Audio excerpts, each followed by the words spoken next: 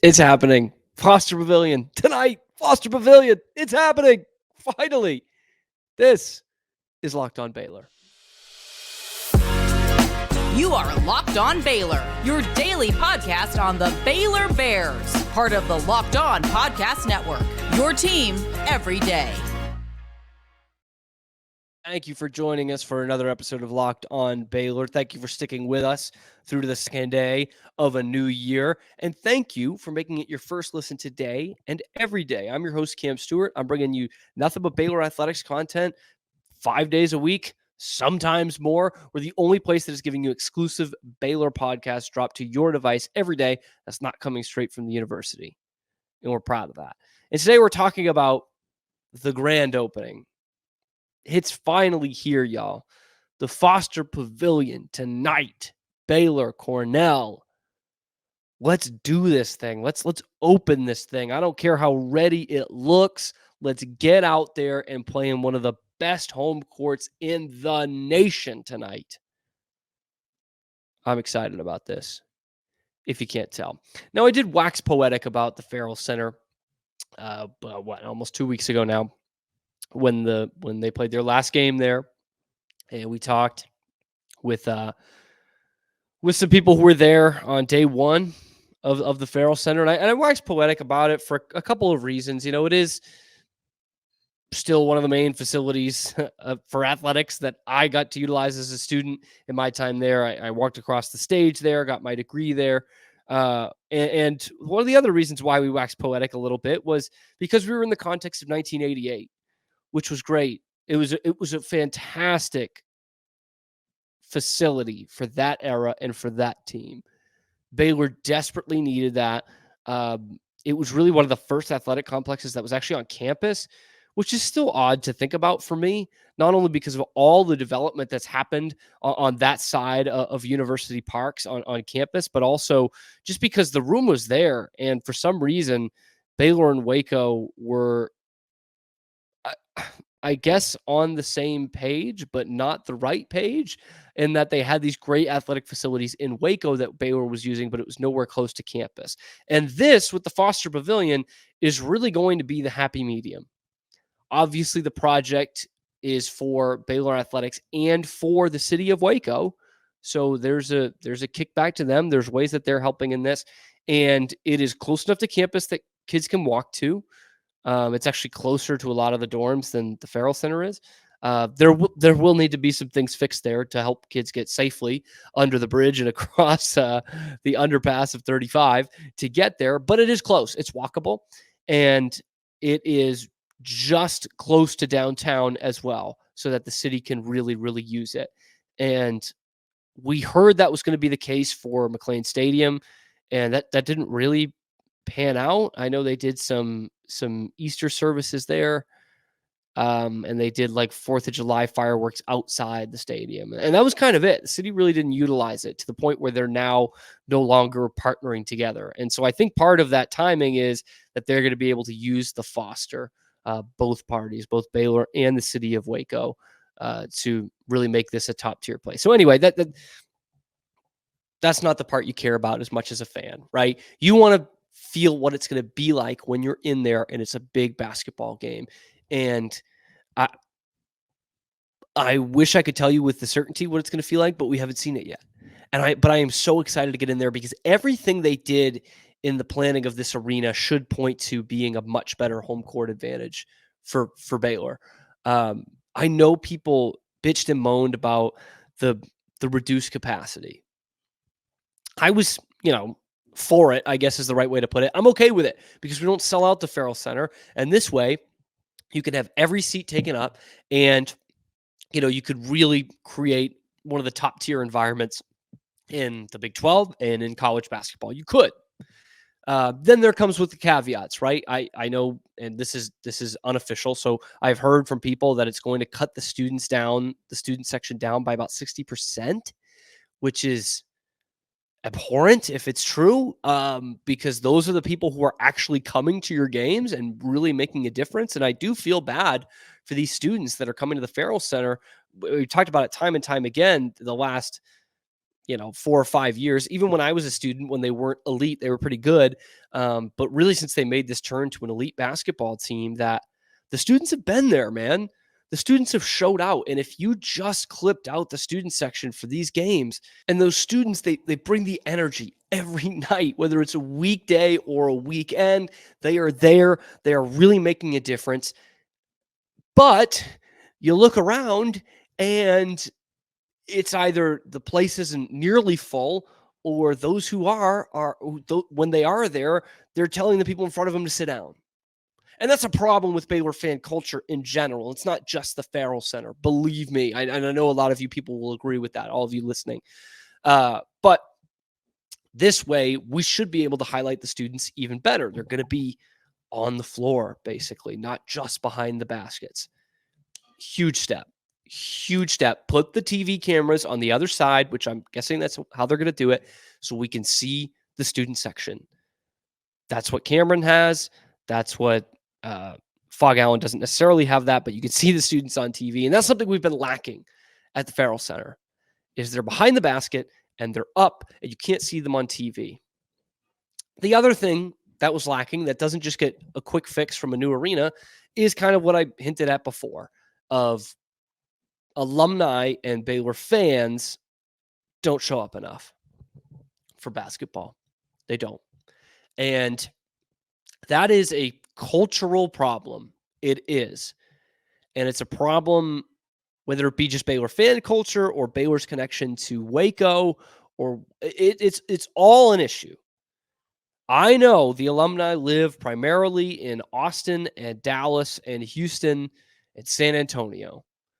Yes, I get that. But we've been through this before on this show, that Iowa State does not have 100% of their alums living in Ames. In fact, most of them don't live near there. Or Chapel Hill. It's not exactly a booming metropolis, great college town, but it's an hour from Raleigh, where I'm sure a lot of their alums are for UNC. Duke is the same way. It's only 8 miles down the road from UNC, and their alums are in Raleigh and in Charlotte. So what the difference between Baylor and those schools is those are basketball schools. People know that right away. Kansas State's another great example. Manhattan, tiny little Manhattan. They punch out all the time because they have basketball cultures. Those are basketball schools because you know them as basketball schools. Baylor needs that culture. And I think a big step is having this much better arena. We all love the Ferrell Center to some extent, but it's a cookie cutter, nothing special about it, nothing to write home about, multi-purpose arena, basically a concert venue that you were playing basketball in. This is a basketball arena that is fit for some of the best college basketball teams in America. And we're going to talk a little bit more about the Pavilion and what we're looking forward to after a quick little word from one of my favorite sponsors today. One of my favorite sponsors today, one of my favorite sponsors every day, really. That's FanDuel, America's number one sportsbook. You've got all these sports going on right now. There's no better time to click into FanDuel and really get locked in or locked on some of the great deals that they have going on. Because right now, new customers get $150 in bonus bets guaranteed when you place a $5 bet. That's $150 in bonus bets, win or lose. Okay. The app is so easy to use. There's so many different ways to bet. You could do live same game parlays. You could find bets in the Explore tab, which is new to them. You could join the Parlay Hub and see what all the popular parlays are going on. All different kinds of ways you can make FanDuel a great experience and put some money in your pocket. So what you need to do is go to FanDuel.com/locked-on and make that first bet a layup. Again, that's FanDuel.com/locked-on. And right now, new customers get $150 in bonus bets guaranteed when you place a $5 bet. FanDuel, official partner of the NFL. Closing thoughts on Foster a little bit, because I got a little carried away with maybe some of the negatives of Baylor basketball fan culture before really highlighting how great this is going to be. And I got to give props to Baylor with their new ticket buyback program, essentially is what it is. Because one of the main concerns I had was people who give away tickets or sell tickets. And, on a good day, those seats are used and they're used for the opponents. On a bad day, they're not used at all. And again, we see that in these Monday night games and these Wednesday night games. And then, you got a Saturday and maybe the weather isn't terrific and you're playing Texas and there's a bunch of burnt orange there. Or you're playing Tech and there's a lot of Raider power in the building. And Baylor they have put out a commitment to saying, we're going to make sure tangibly, we're going to make sure this is a great environment for our team, for our players, for our coaches, for our fans. Don't just give those tickets away to your friends right away. Trust Baylor on this one. And let's get some more Bears in the seats here. Maybe that's something that Baylor was fumbling before, but this seems to be a great plan. A great plan. And it's just that I can't wait tonight to walk into the building and feel the difference again of just walking in and seeing this great big atrium when you walk in and knowing that this is an arena. This isn't a venue that they happen to play basketball at. This is an arena. And it really should be showing, it should be emblematic of what this program, both men's and women's, has gone through the last 15 or so years. And that's an absolute renaissance. 15 or 20, if you want to go back to the first national championship for the women.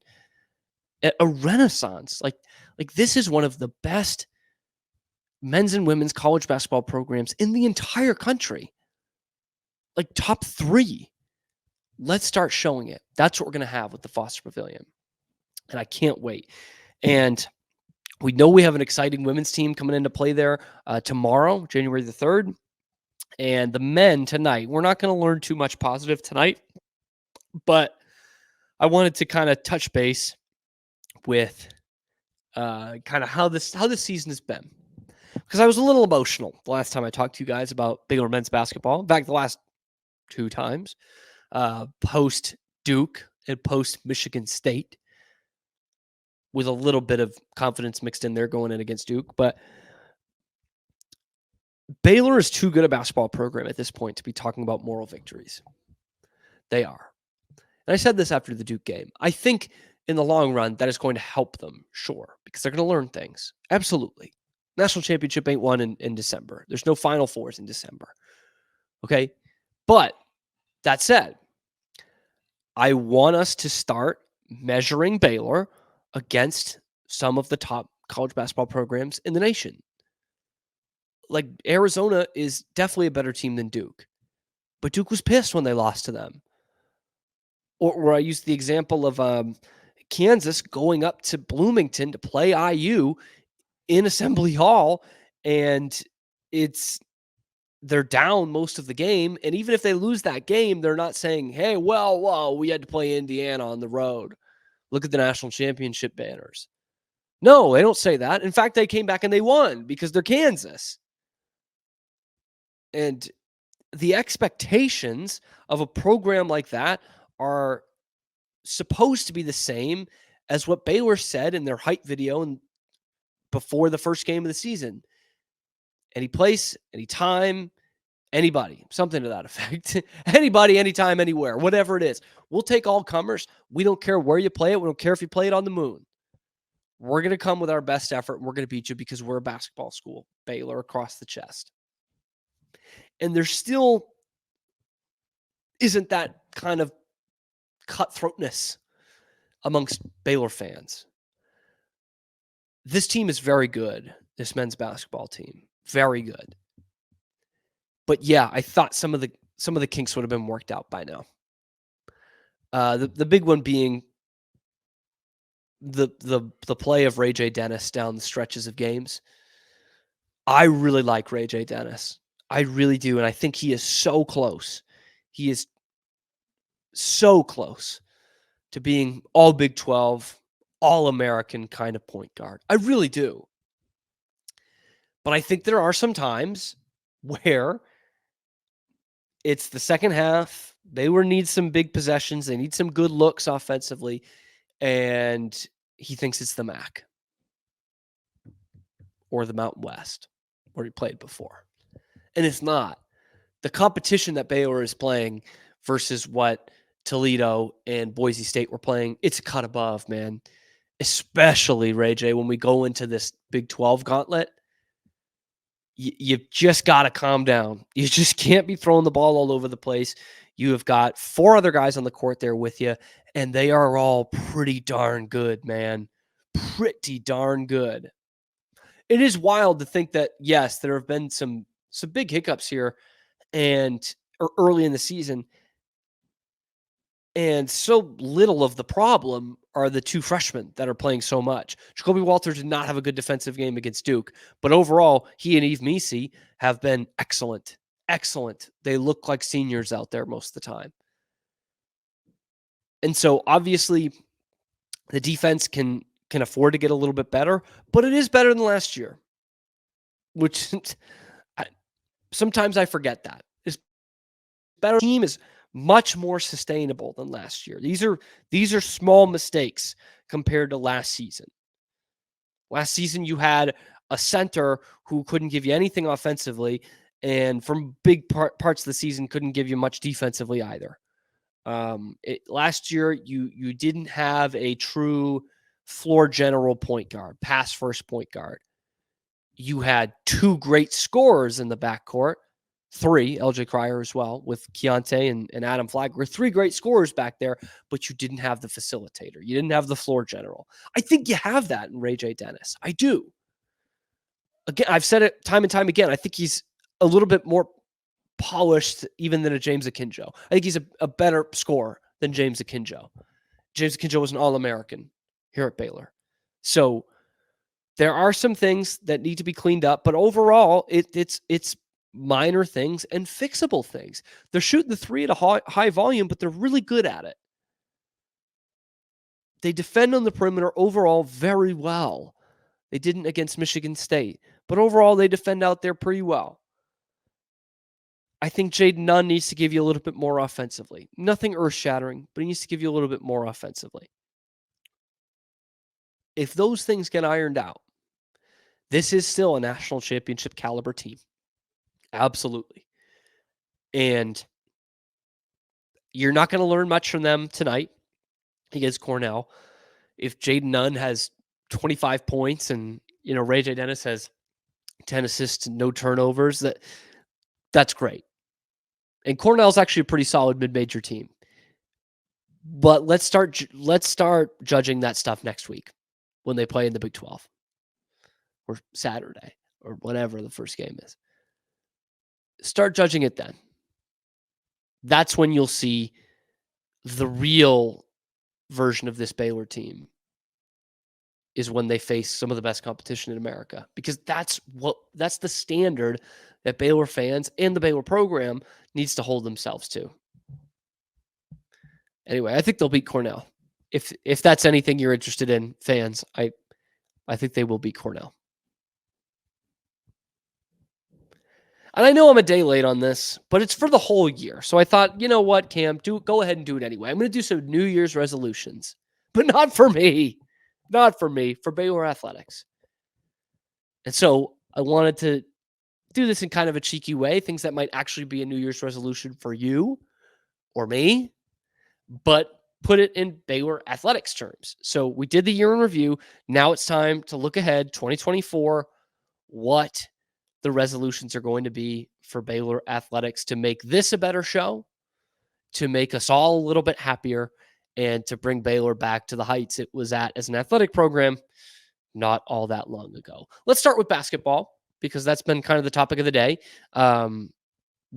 If you had the big move for New Year's resolution, they're already going to have it going to Foster Pavilion tonight. So I switched something else. A lot of you might be having some weight loss goals this year. I certainly will be. And so you're maybe thinking about cutting out the sweets. It's a tough thing to do. Baylor basketball, bring on the sweets. More sweets. The most sweets you could possibly have. Because for the last 2 years, we have not gotten to see our basketball teams, men or women, play in the second weekend of the tournament, which the first game of the second weekend is the round of the Sweet 16.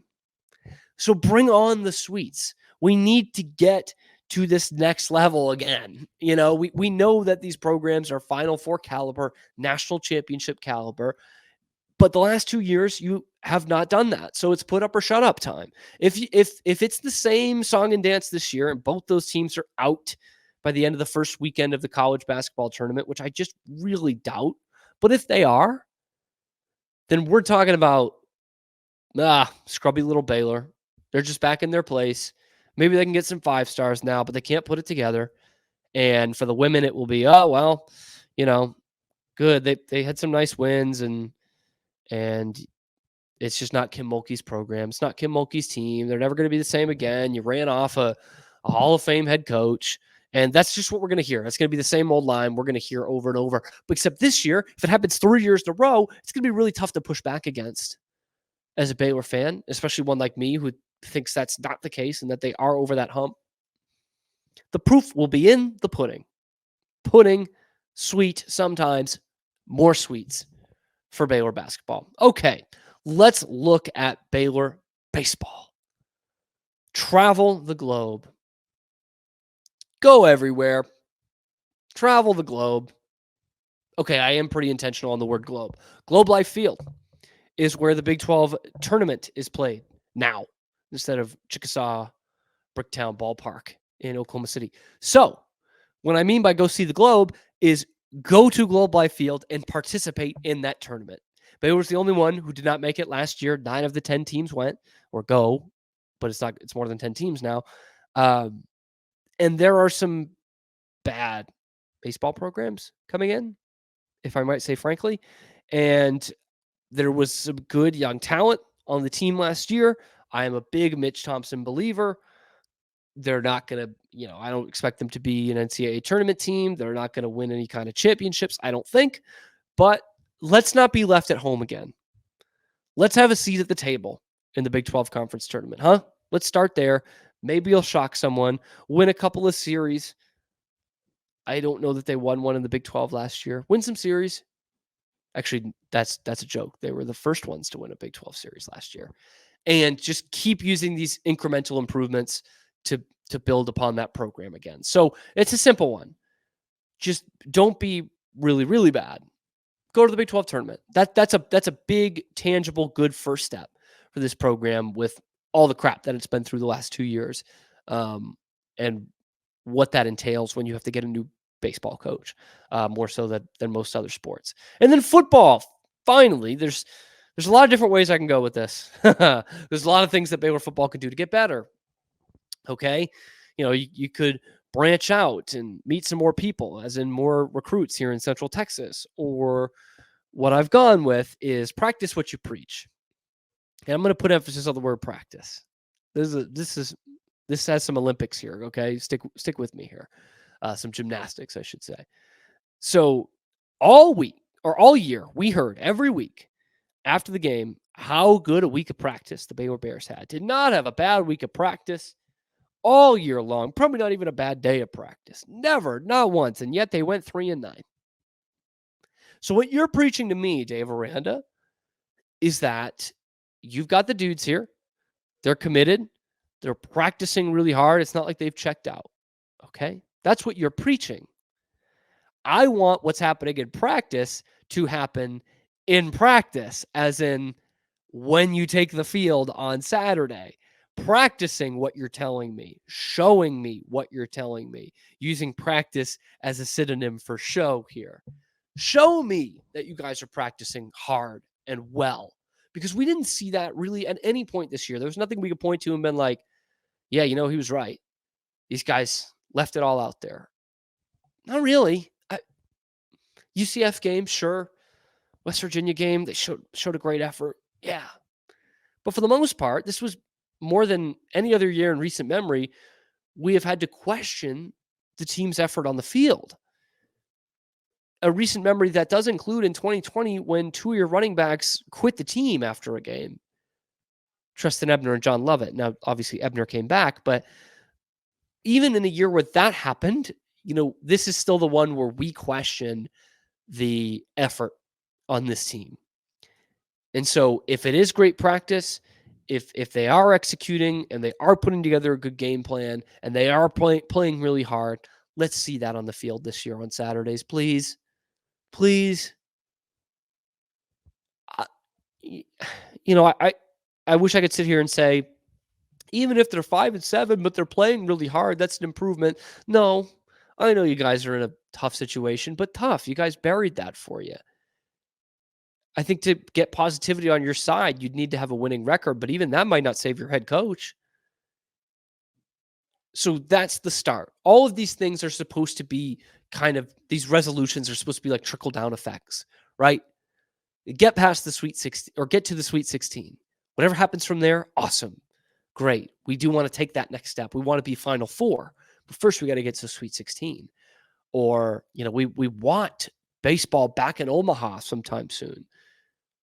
But that's a lot of work to do. Let's just not be the only ones left at home from the dance when it comes to the conference tournament.